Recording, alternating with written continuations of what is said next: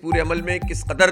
گڑبڑ ہوئی ہے اور اس گڑبڑ کو ہمیں واضح بھی کرنا ہے اور اپنے مینڈیٹ کا تحفظ بھی کرنا ہے۔ جو ہے وہ اس کا شک موجود ہے،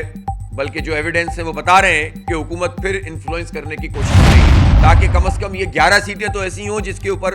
کوئی ایسا انتخاب ہو جس پر کوئی سوال نہ اٹھ سکے۔ جہاں تک اس بات کا تعلق ہے کہ یہ پورا عمل، تو ہم نے آپ کو بتا دیا کہ اس پورے عمل میں کس قدر گڑبڑ ہوئی ہے اور اس گڑبڑ کو ہمیں واضح بھی کرنا ہے اور اپنے مینڈیٹ کا تحفظ بھی کرنا ہے۔ جہاں تک آگے کے مراحل کا تعلق ہے،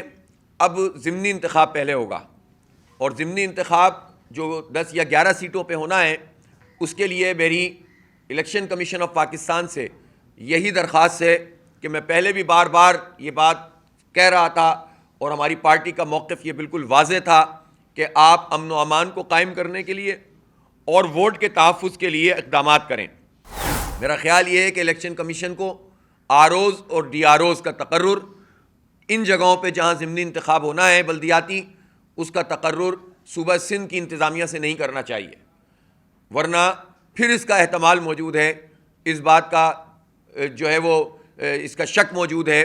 بلکہ جو ایویڈنس ہے وہ بتا رہے ہیں کہ حکومت پھر انفلوئنس کرنے کی کوشش کرے گی۔ تو الیکشن کمیشن کا اپنا عملہ اب آر اوز اور ڈی آر اوز ہے، اس لیے کہ 11 سیٹوں پر الیکشن کرانا ہے